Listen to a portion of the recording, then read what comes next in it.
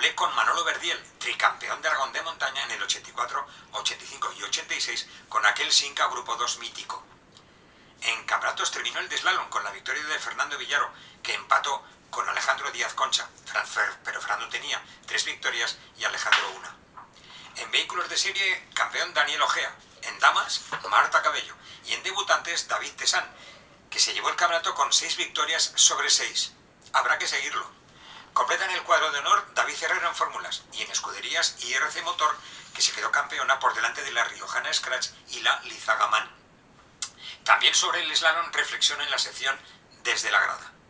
El de autocross terminó con la prueba de agua viva y proclamó campeón a Samuel Cueva en División 1, Carlos Arco en División 2, David Herrero en Carcross y en escuderías Santa Bárbara.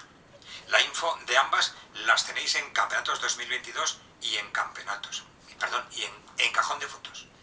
Este fin del Rally de Valencia, último de los 5 que han compuesto el Campeonato 2023, con coeficiente 4, donde Cristian García, Adrián González y Andrés Domens se jugarán el podio final de pilotos, mientras que Moliné, Benagues y Chueca se jugarán el de copilotos.